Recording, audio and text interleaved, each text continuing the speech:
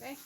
All right, while that's drying, we need to get our pockets ready because we're going to sew those on at the same time. So I've just picked out some Tim Holtz scraps. Ooh, I wasn't sure yet how that was. That's better. I think that's a little much.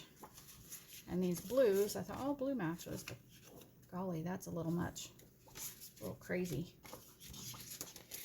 Let me turn them over here and see if there's anything on the back. I don't think I want that guy's face in my folio. Oh, sorry, you probably didn't even see it. I probably didn't have it in have it in frame. Okay. Well, I do know that I'm going to use this one. And I have another piece of paper that I dug out because I wasn't sure if I was going to use it for a cover, and I think I may slice the end off of it. So I have to decide if I want to use this part or the back. Yeah, I'm going to use this part. Pencil. And turn this over so you can see my cardboard. I'm going to cut it to match the length of my folio. Cut this one to match the length.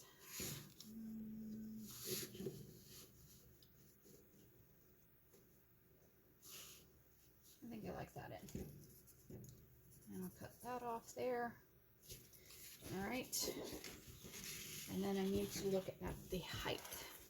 So on this one, for the center section, that pocket, I made it roughly 3 1/8 tall. Let me make sure. Oh, this ruler doesn't go all the way to the end. This ruler has this place to...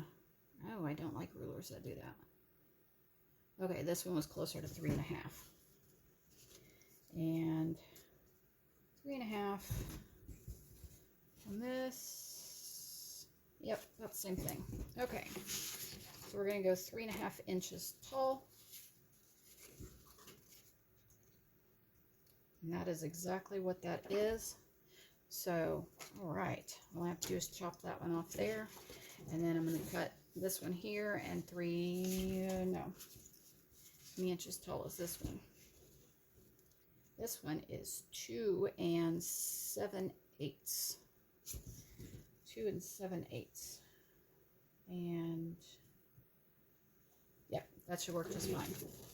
So this one's going to be my 2 7/8 one, and both of them will be cut to the width here. I'm going to do that, and I'm going to come right back. Okay, so I also went ahead and inked them up while I was off camera, so you wouldn't have to watch me do all that. And now I've just kind of roughly marked the center with a little line. I put the 2 top edges of my pockets. This is my top pocket, my bottom pocket, and I'm putting the top edges together. I found roughly the center, and I'm just going to take my circle punch and just going to put my papers in there just a little bit, enough to make a little thumb notch. Woohoo! I don't even know where those went. And just ink those little notches real quick. Okay. So there are our pockets for the inside.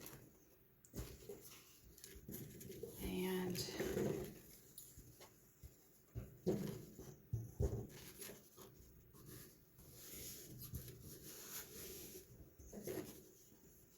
that pocket's going to go there.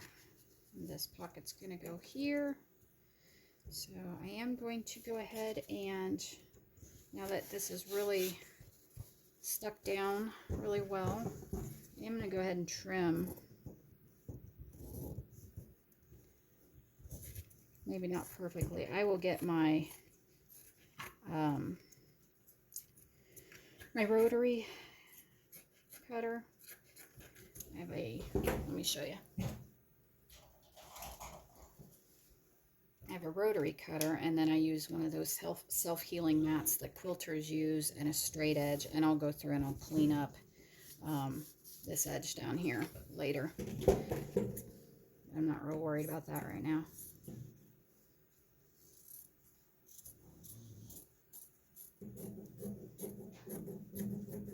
Okay.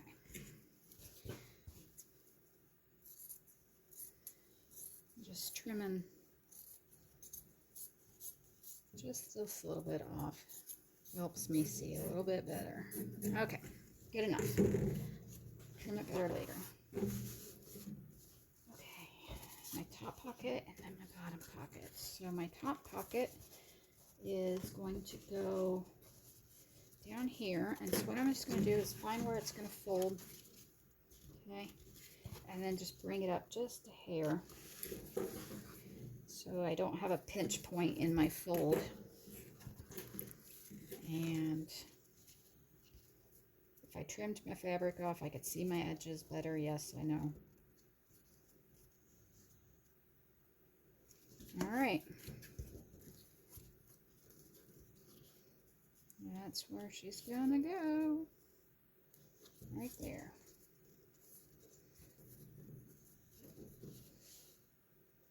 That will work just fine. So I am going to take just a little dot of glue, enough to hold it.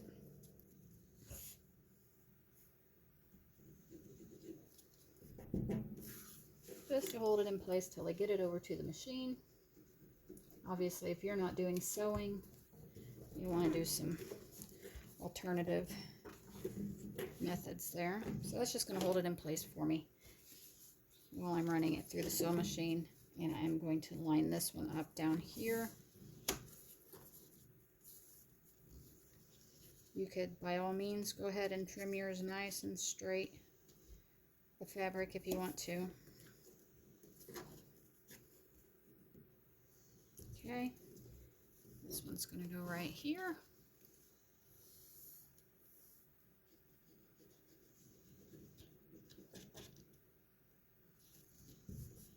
A little glue on this side to hold it. Okay, now when you are running through this through your machine, you want to make sure that you don't bring the stitching up too high on this pocket, because you want to leave yourself enough room to be able to tuck your journal in. Okay, so let's see, there's where my fold is at. So see how much clearance you have here? So you need to keep your stitching really close to the bottom. Okay, all right, so I'm going to run mine through the sewing machine, and what I'm first going to do is just go all around the edge. Okay, oh, yep, and I'm going to go ahead and cut a piece of paper for the front. You don't need to see me do that either. I'm just going to pick something out of my Tim Holtz paper pad to put on the front, and I'm just going to cut it a little bit smaller than my front flap. I'm going to glue that on before I run it through the sewing machine. Okay, and then I am going to stitch around the edges, okay, all around that edge, all around this edge, okay, and then I will also stitch on each side of the fold, okay, and that just creates the bottom edge for my pocket to keep things from falling out, and then stitching here also kind of keeps the fabric in place and keeps it from bunching up. Okay, and then on the back panel, I'm also going to make sure that I stitch across there on that fold and stitch across on this fold, okay? And then if you used a soda can box like I did, and you happened to use, let me show you on this one, you used the fold or the seam where they put it together. If you did that, it's up to you, but I did stitching across mine so it looked like leather was pieced together. So I'm also going to do that while I have it. Okay, I'm going to do all that, and let's see, what else am I going to do off camera? Oh, before I glue my paper down on there, I'm also going to take some sari silk ribbon, nice and long, okay, and I'm going to glue that down underneath my paper. Okay, and then I'll catch it in the stitching when I go around with the stitching. All right. Okay. Okay, so I've sewn all of my seams and folds, and I had a few stitches that kind of got away from me, so I went with kind of a wavy stitch. I went around it a couple of times, and that kind of looks cool. I kind of like it like that.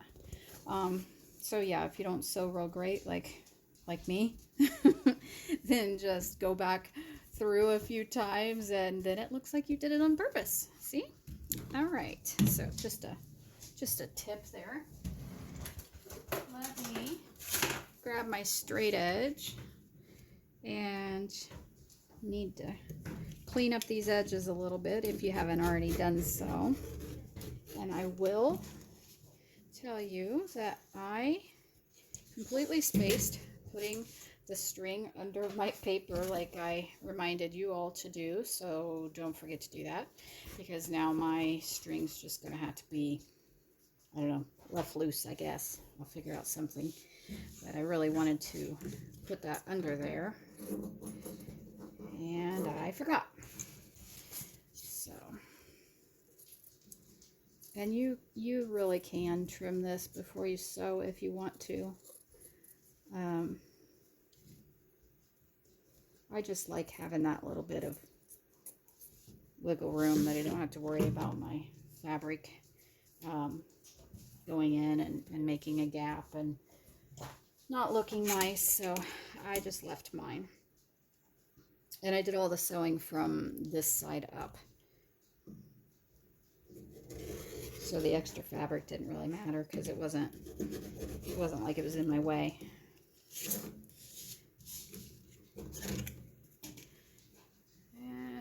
Trim this up just a little bit.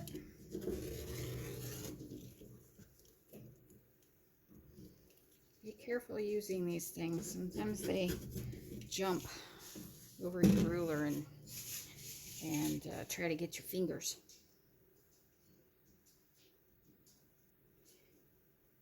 They are very handy, but they are very sharp. And if it jumps over the ruler, it very well could cut the end of your finger off, so just be careful. Okay.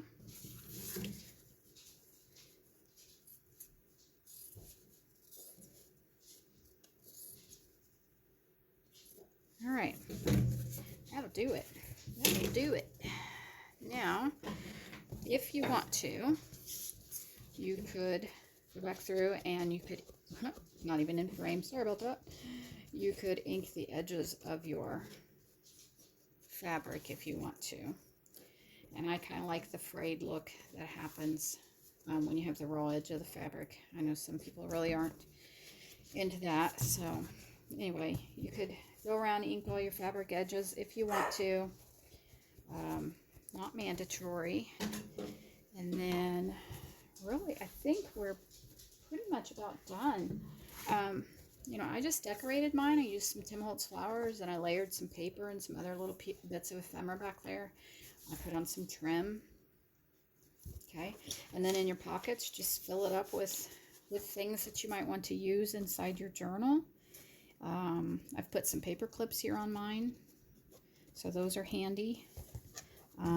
Let's see, then your journal that we made a little bit ago can go right in there, and you can fold it all up just like that. Decorate the front however you want to. Okay. I'll decorate mine later off camera because I'm not sure yet what I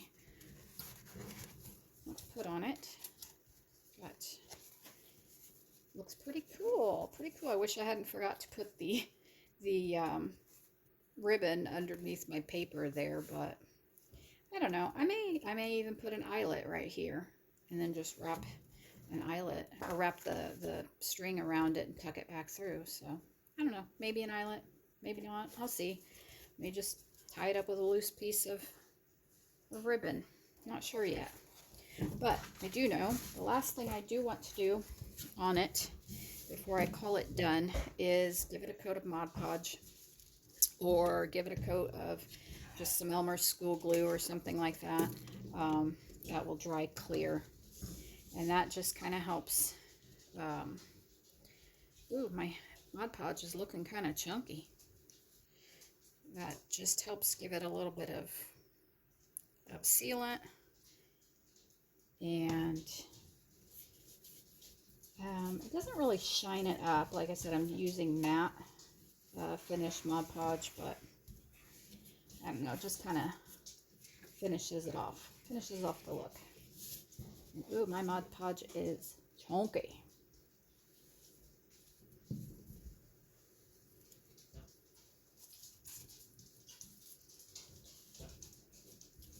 Get those chunks out of here. I think it's time to get some new.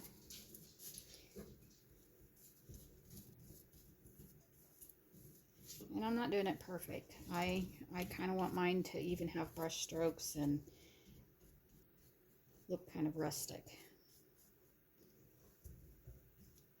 Though I don't want the chunks in it.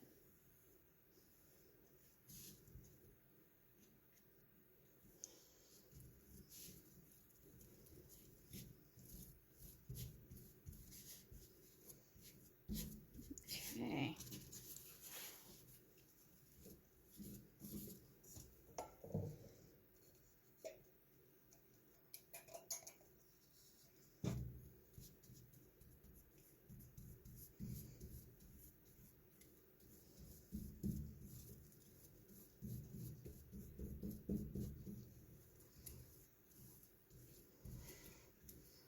Okay, so now I'm just going to go take this somewhere to dry.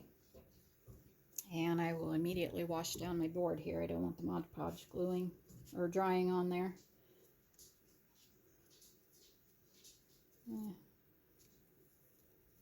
There we go.